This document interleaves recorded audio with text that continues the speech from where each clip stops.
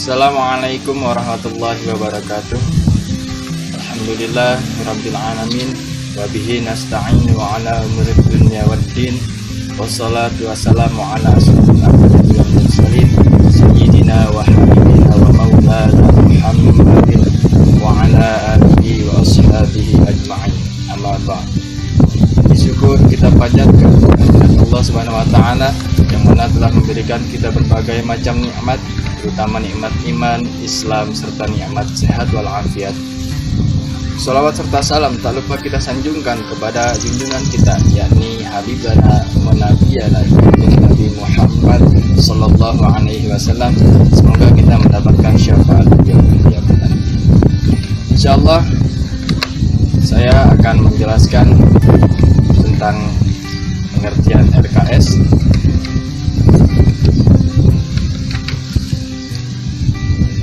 Manajemen atau pengelolaan merupakan komponen integral dan tidak dapat dipisahkan dari proses pendidikan secara keseluruhan. Alasannya, tanpa manajemen tidak mungkin tujuan pendidikan dapat diwujudkan secara optimal, efektif, dan efisien. Konsep tersebut berlaku di sekolah yang memerlukan manajemen yang efektif dan efisien.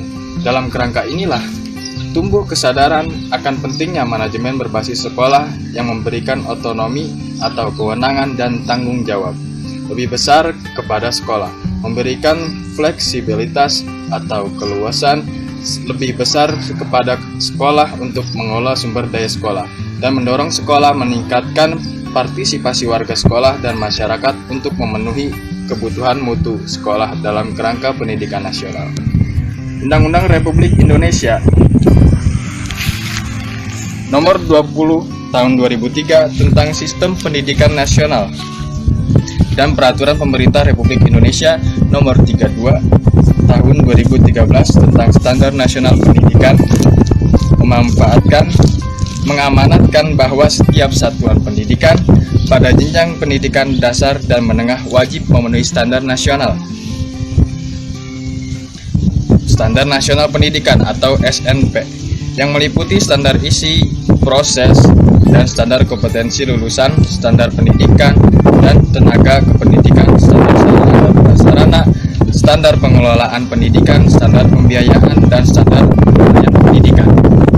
Standar pengelolaan pendidikan adalah standar nasional pendidikan yang berkaitan dengan perencanaan, pelaksanaan, dan pengawasan kegiatan pendidikan pada tingkat satuan pendidikan kabupaten atau kota, provinsi, atau nasional agar tercapai efisiensi dan efektivitas penyelenggaraan pendidikan.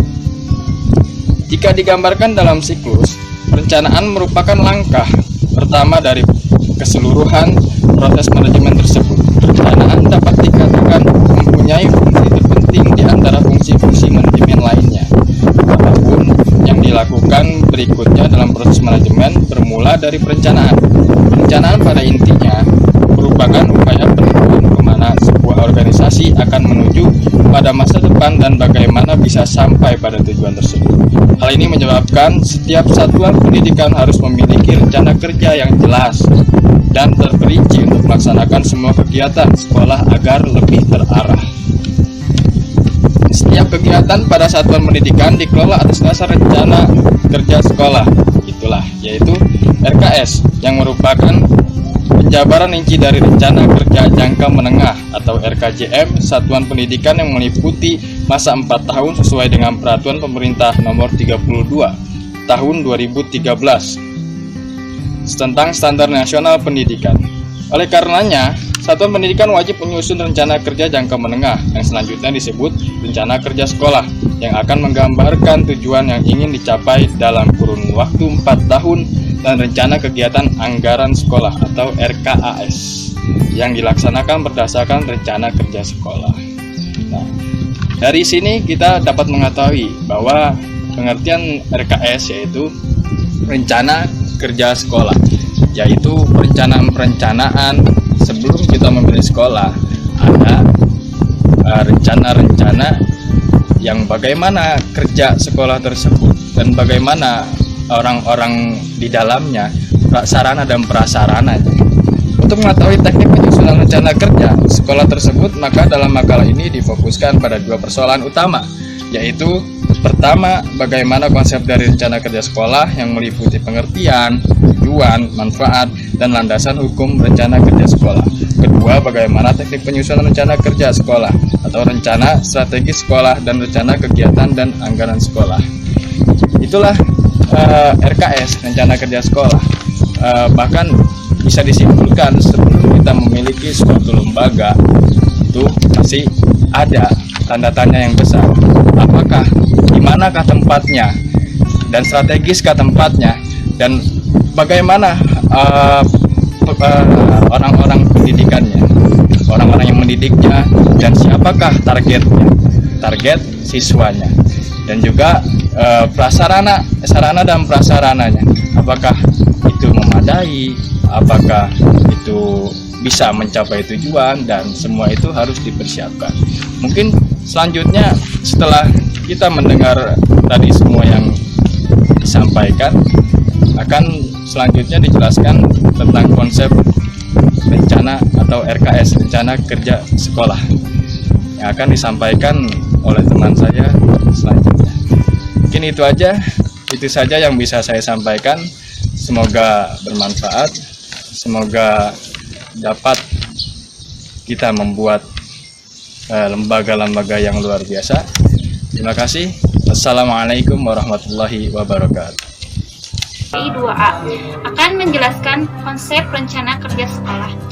Untuk memahami pengertian rencana kerja sekolah, terlebih dahulu dapat dipahami bahwa komponen-komponen dalam manajemen meliputi perencanaan, pengorganisasian, menggerakkan atau memimpin, dan pengendalian, merupakan fungsi-fungsi yang harus dijalankan dalam proses manajemen. Jadi, perencanaan adalah segala sesuatu yang dilakukan oleh seseorang atau sekelompok orang sebelum melaksanakan suatu program agar mendapatkan hasil yang sesuai dengan keinginan. Selanjutnya, pengertian rencana kerja sekolah. Sekolah sebagai suatu lembaga atau institusi mempunyai satu tujuan atau lebih. Dalam rangka untuk mencapai tujuan tersebut, perlu disusun rencana strategis atau bagaimana cara mencapai tujuan tersebut. Cara pencapaiannya dilakukan melalui berbagai perencanaan dan program kegiatan yang dituangkan dalam rencana kerja sekolah. Rencana kerja sekolah adalah salah satu komponen dari perencanaan program sekolah. Rencana kerja sekolah menggambarkan tujuan yang akan dicapai dalam kurun waktu tertentu sebagai dasar pengelolaan sekolah dalam mendukung peningkatan mutu lulusan. Jadi, rencana kerja sekolah adalah suatu dokumen yang memuat rencana program pengembangan sekolah 4 tahun ke depan dengan mempertimbangkan sumber daya yang dimiliki menuju sekolah yang memenuhi standar nasional pendidikan yang disusun oleh kepala sekolah bersama tim kerja yang bertugas untuk menyusun rencana kerja sekolah tersebut. Rencana kerja sekolah disusun secara komprehensif dan menggambarkan upaya sekolah dalam mencapai standar pendidikan nasional sesuai dengan potensi sekolah dan berbagai lingkungan setempat. Oleh karena itu, program sekolah disusun berdasarkan hasil analisis yang mencakup yang pertama, analisis 8 standar nasional pendidikan, yang kedua, analisis kondisi yang ada di satuan pendidikan, yang ketiga, analisis peluang dan tantangan yang dimiliki masyarakat dan lingkungan sekitar. Rencana kerja sekolah terdiri atas rencana kerja jangka menengah dan rencana kerja tahunan. Rencana kerja sekolah dituangkan dalam dokumen yang mudah dibaca oleh pihak-pihak yang terkait. Rencana kerja jangka menengah dan tahunan sekolah disetujui rapat Dewan Guru setelah memperhatikan pertimbangan dari komite sekolah dan disahkan berlakunya oleh Dinas Pendidikan Kabupaten atau Kota. Pada sekolah swasta, rencana kerja ini disahkan berlakunya oleh penyelenggara sekolah. Yang pertama, rencana kerja jangka menengah menggambarkan tujuan yang akan dicapai dalam kurun waktu 4 tahun yang berkaitan dengan mutu lulusan yang ingin dicapai dan perbaikan komponen yang mendukung peningkatan mutu lulusan. Yang kedua, rencana kerja tahunan adalah rencana kerja tahunan sekolah atau madrasah yang berdasarkan pada rencana jangka menengah 4 tahunan yang dinyatakan dalam rencana kegiatan dan anggaran sekolah atau madrasah. Sebagai istilah lain dari rencana anggaran penerimaan dan belanja sekolah atau madrasah. Rencana kerja tahunan memuat ketentuan mengenai kesiswaan, kurikulum, dan kegiatan pembelajaran, pendidik, dan tenaga kependidikan serta pengembangannya, sarana dan prasarana, keuangan dan pembiayaan, budaya dan lingkungan sekolah, peran serta masyarakat, kemitraan, dan rencana-rencana kerja lain yang mengarah kepada peningkatan dan pengembangan mutu. Selanjutnya, tujuan dan manfaat kerja sekolah. Rencana kerja sekolah. Tujuan penyusunan rencana kerja sekolah sebagai berikut. Yang pertama, menjamin agar perubahan tujuan atau tujuan sekolah yang telah ditetapkan dapat dicapai dengan tingkat kepastian yang tinggi dan risiko yang kecil. Yang kedua, mendukung koordinasi antar personil sekolah. Yang ketiga, menjamin terciptanya integrasi, sinkronisasi, dan sinergi baik antar personil sekolah, antar sekolah, dan dinas pendidikan.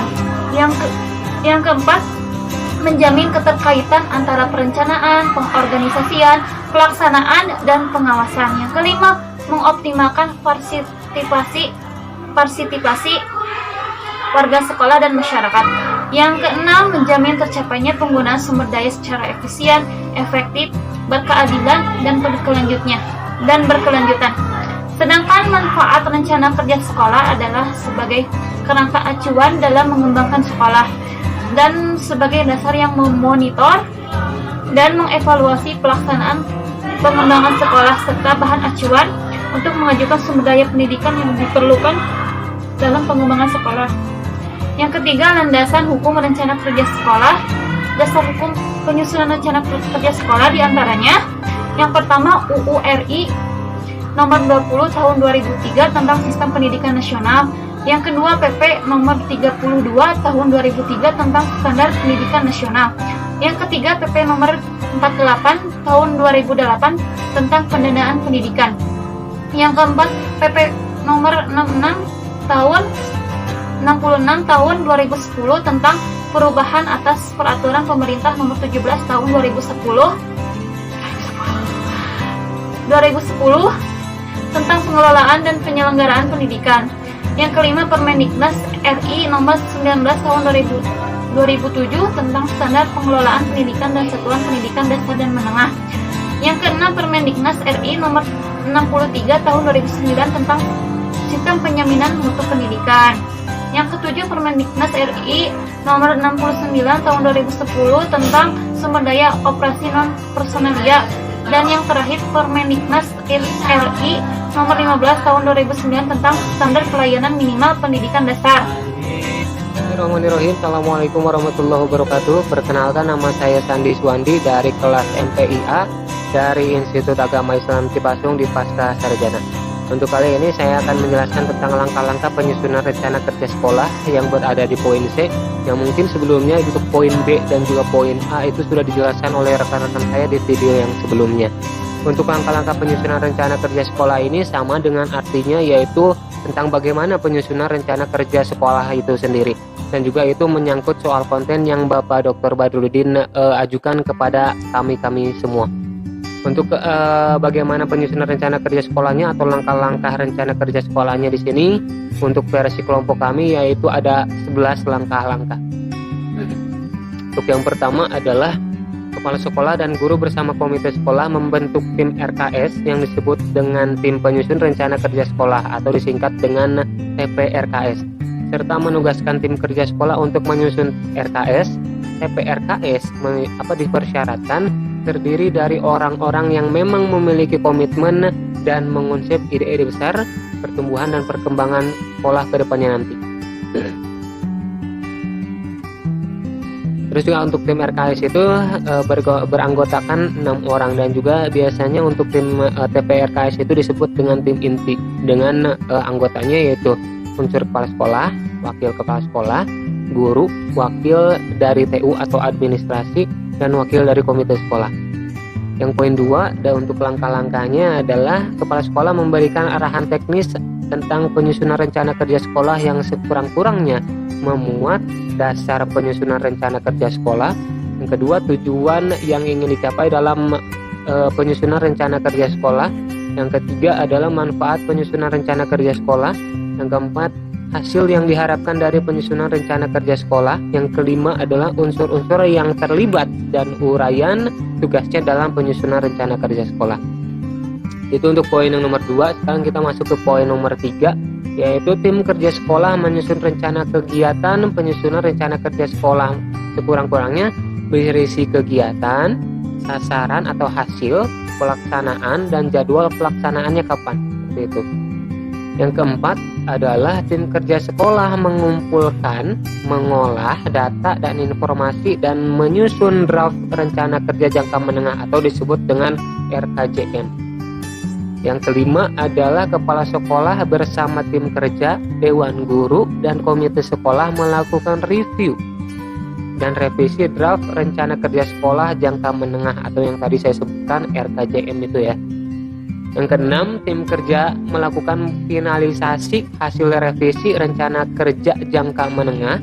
Poin 7, kepala sekolah menandatangani hasil finalisasi rencana kerja jangka menengah menjadi rencana strategis atau disebut juga dengan renstra sekolah. Seperti itu.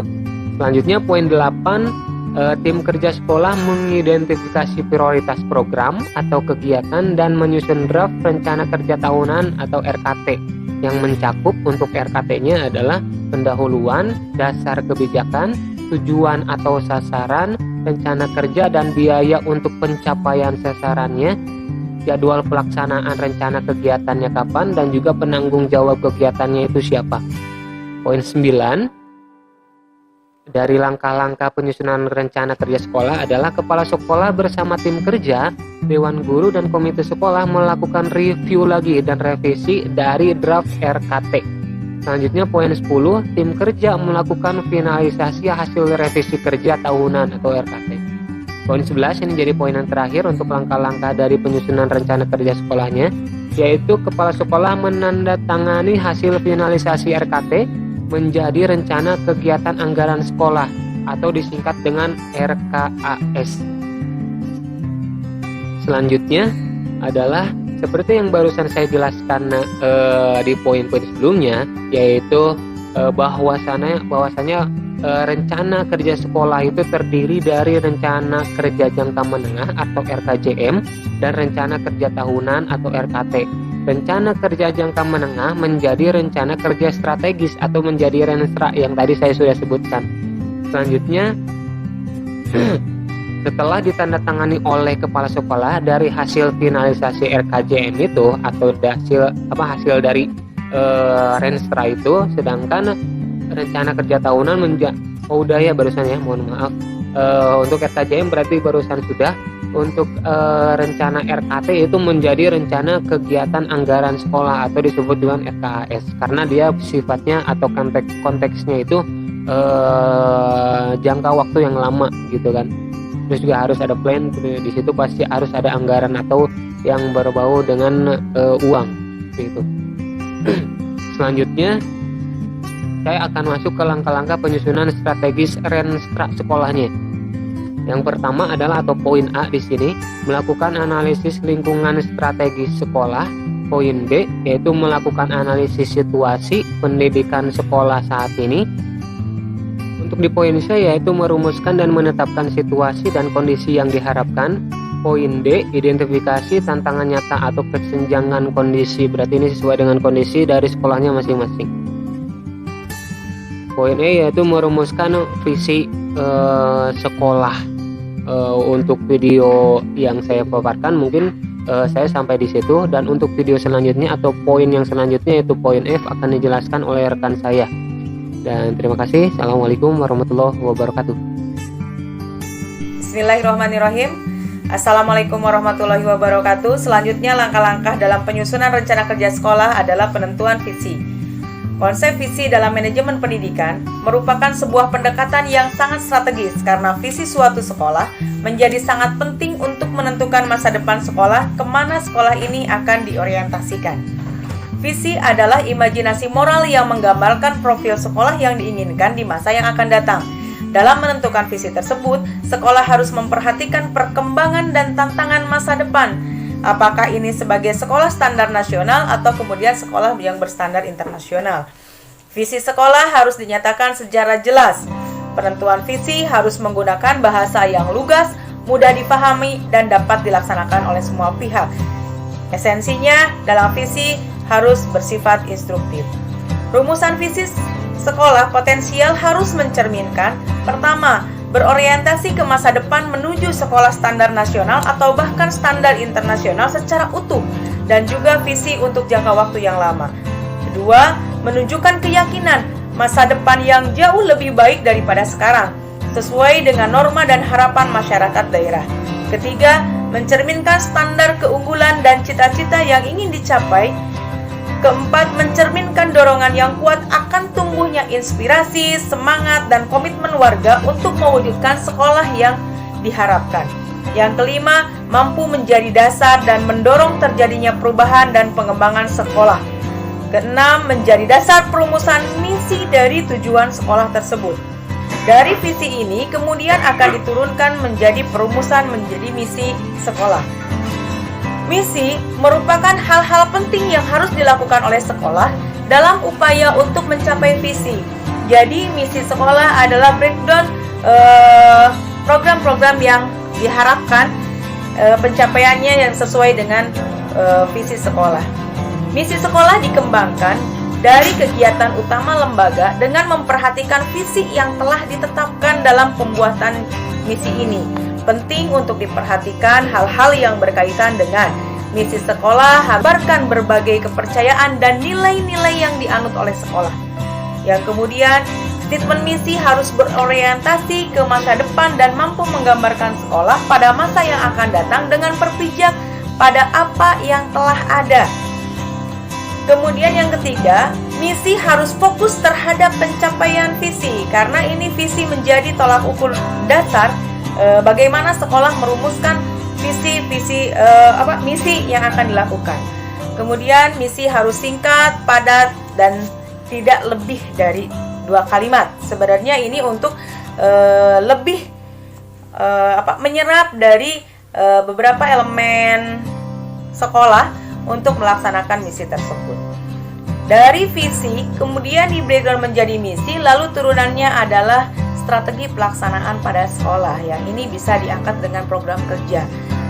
Setelah program dirumuskan, hal yang harus dilakukan adalah menentukan strategi apa yang akan dijalankan atau yang akan dilaksanakan untuk mencapai visi misi tersebut. Program apakah yang bisa dilakukan secara efektif, efisien, jitu, dan tepat sasaran. Strategi pencapaian merupakan teknik, cara, atau metode dalam pelaksanaan setiap program strategis yang telah disusun. Strategi yang salah dapat menyebabkan tidak tercapainya program yang diinginkan. Kemudian, setelah strategi, kita juga harus menentukan tonggak-tonggak kunci keberhasilan. Jadi ada istilah step by step hasil yang ingin kita capai. Berdasarkan tujuan, program, dan strategi pencapaiannya, dapat dirumuskan tentang apa saja yang akan dihasilkan sebagai output, baik yang bersifat kuantitatif maupun yang bersifat kualitatif dalam waktu beberapa lama akan dicapai. Misalkan, dalam jangka waktu 1 tahun, sekolah harus mencapai kuantitatifnya seperti apa, kualitatifnya seperti apa, atau dalam jangka waktu 2 tahun, atau bahkan dalam jangka 5 tahun sekolah harus bisa melakukan pencapaian yang diinginkan seperti apa. Kemudian menentukan rencana biaya atau alokasi dana. Sekolah merencanakan alokasi anggaran biaya untuk kepentingan 5 tahun. Rencana tersebut dapat dirumuskan per tahun, sehingga dalam jangka waktu 5 tahun ke depan dapat diketahui jumlah yang diperlukan dan dari mana sumber dana itu didapatkan. Untuk menentukan keakuratan dalam rancangan biaya per tahunnya, rencana untuk tahun pertama dapat dipergunakan sebagai dasar atau pijakan dalam menentukan biaya-biaya di tahun kedua, tahun ketiga, atau tahun seterusnya. Kemudian yang terpenting adalah monitoring dan evaluasi. Monitoring dan evaluasi ini merupakan salah satu hal yang penting dalam rencana program strategis. Monitoring dan evaluasi bertujuan untuk mengukur ketercapaian program-program strategis yang telah disusun tadi. Monitoring dan evaluasi terutama ditujukan untuk mengetahui kinerja sekolah, kinerja guru, dan kinerja tenaga kependidikan lainnya, serta untuk mengetahui kecukupan unsur-unsur sekolah lainnya. Hal-hal yang perlu diperhatikan misalkan 1. Substansi yang dimonitoring dan dievaluasi antara lain kinerja guru, karyawan, kinerja sekolah, sumber daya sekolah lainnya termasuk kesiswaan. 2. Dilakukan oleh kepala sekolah atau tim yang telah dibentuk oleh sekolah. 3. Bisa membuat atau mengadopsi instrumen monitoring dan evaluasi dari berbagai instrumen yang ada seperti instrumen akreditasi atau lainnya yang lebih relevan. Yang keempat, bisa melakukan kerjasama dengan pihak lain, pihak eksternal untuk pelaksanaan monitoring atau evaluasi ini. 5. Termasuk di dalamnya adalah program supervisi klinis oleh sekolah. Itu mungkin langkah-langkah penyusunan rencana strategis dari visi, misi, rencana strategis, dan tahap pencapaian yang diharapkan.